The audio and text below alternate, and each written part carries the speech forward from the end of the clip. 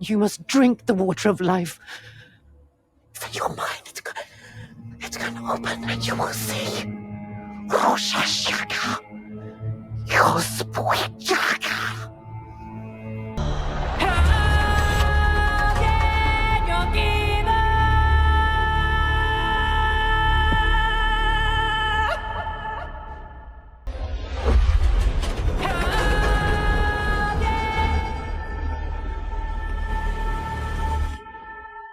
Decía Albert Camus que hay un único problema auténticamente serio en la filosofía: el suicidio. Esto no siempre había sido así. Durante la larguísima historia de la disciplina que a la postre es la madre de la ciencia, esta se había preocupado por problemas cumbre tales como la naturaleza del ser, ontología, el cómo alcanzar el saber, epistemología, o si existía tal cosa como Dios. Aunque evidentemente no había escapado al análisis de estos amantes del saber el cómo alcanzar la felicidad humana, y de ahí escuelas como el hedonismo, el cinismo o el estoicismo, que de una manera quizás adulterada pero tanto de moda se ha vuelto a poner últimamente, no se habría atrevido ninguno a decir que este fuera el principal, mucho menos el único, de los problemas de la disciplina. Ello no obstante, quizás Camus tenía algún motivo para decirlo, y es que desde que llegó la sociedad industrial, y como prueban gráficos como el que se adjunta, la presencia, el interés de nuestros intelectuales por la felicidad y la infelicidad humana ha aumentado exponencialmente. Quizás porque la propia infelicidad humana ha aumentado exponencialmente, como puede verse en este estudio realizado concretamente en Australia. No creo que sea necesario dar demasiado argumento para decir que una sociedad donde un 14% de las personas mueren por causa de suicidio, autolesión u otras problemáticas relacionadas con salud mental, poco puede llamarse a sí misma feliz. Y es que quizá Camus tiene razón. Decía Carl Gustav Jung, uno de los fundadores, uno de los padres de la ciencia psiquiátrica, aun si superado en algunos ámbitos, que cada vez estaba más claro que no era el hambre, ni las epidemias, ni la guerra, sino el propio hombre, el mayor peligro para el hombre, pues era evidente que una pandemia de tipo psiquiátrico era el mayor de los peligros para una sociedad desarrollada, puesto que carecíamos de las herramientas correctas para responder a ella. Carecíamos de las contramedidas que podíamos tomar contra una pandemia de tipo físico. Era esta la gran preocupación de Jung en los últimos años de su carrera. Y viendo el desarrollo de los acontecimientos a nuestro alrededor, de nuevo, quizá tuvieran razón. Toda una generación trabajando en gasolineras, sirviendo mesas o siendo esclavos oficinistas. La publicidad nos hace desear coches y ropas. Tenemos empleos que odiamos para comprar mierda que no necesitamos. Somos los hijos malditos de la historia, desarraigados y sin objetivos. No hemos sufrido una gran guerra, ni una depresión. Nuestra guerra es la guerra espiritual.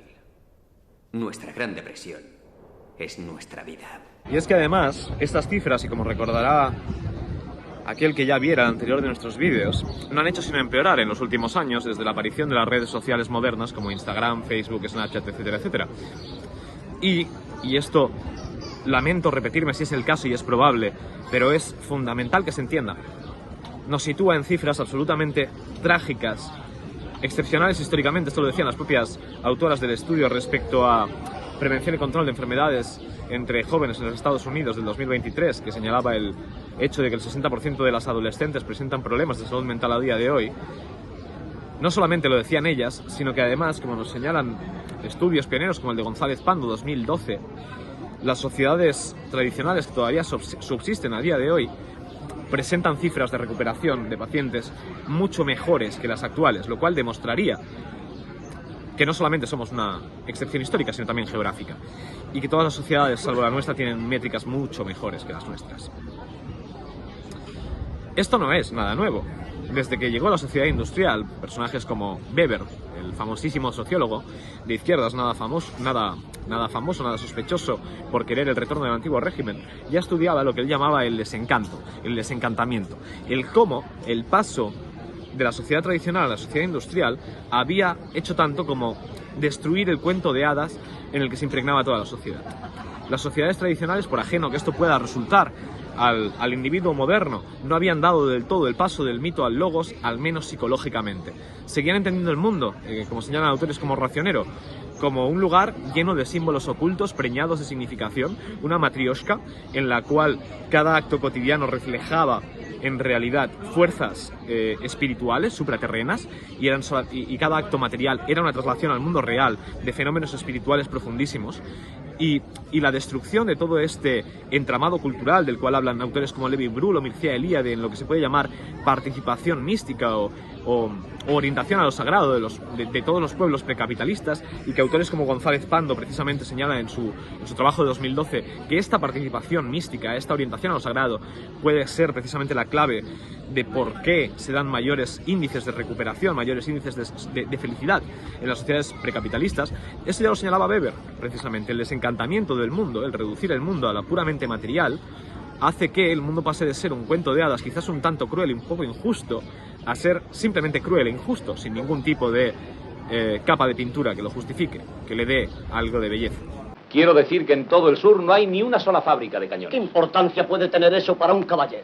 Los caballeros pueden luchar mejor que la gentuza. Sí, los caballeros pueden luchar mejor que la gentuza. Pero no es este el único de los cambios traumáticos de los últimos 150, 200 años que se pueden haber producido en nuestras sociedades y que numerosos autores ya han notado como una de las principales causas de malestar psicológico. Desmond Morris en 1965 señalaba como el mismo hecho de cambiar en tan solo 100 años la escala de nuestras sociedades de manera radical. Estamos hablando de que para finales del siglo XIX las ciudades más grandes de Europa, fuera de Londres y París, que contaban con 1,5 millones de habitantes respectivamente, se contaban en las siguientes cifras: Birmingham, 20.000 habitantes; Liverpool, 15, 20.000; Berlín en el siglo XVII contaba con unos 8.000. Bien, estas cifras a día de hoy evidentemente son ridículas, no solo para una gran ciudad, sino para cualquier ciudad. Señalaba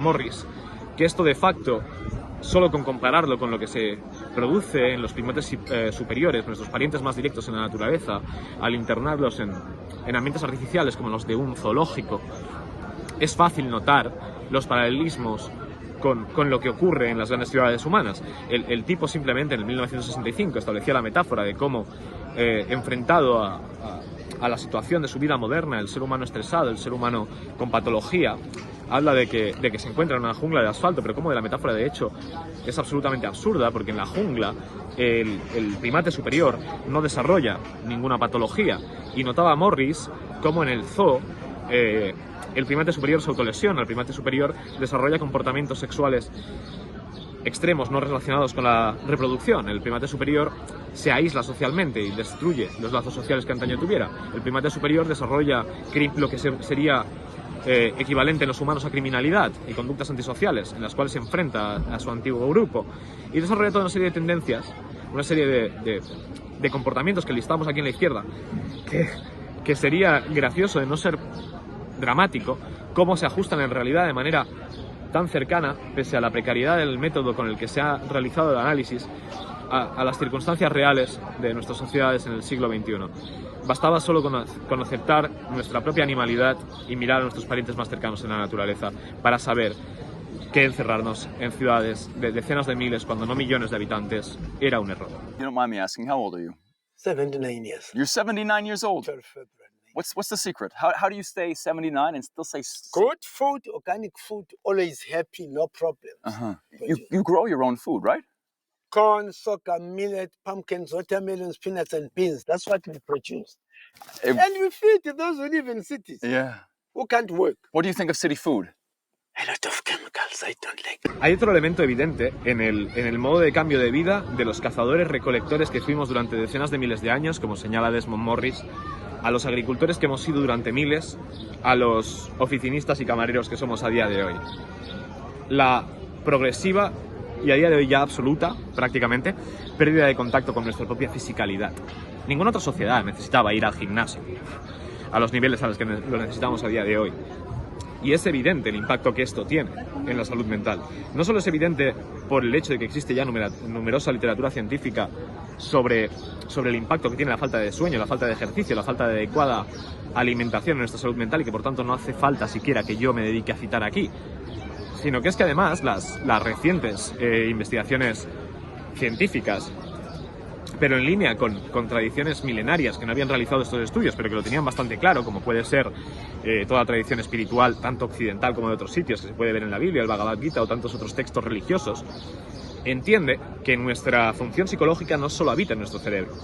Así, papers como el que se adjunta aquí encuentran la tremenda relación que existe entre los procesos intestinales, sí, no es coña, y la aparición de procesos depresivos y ansiosos, literalmente.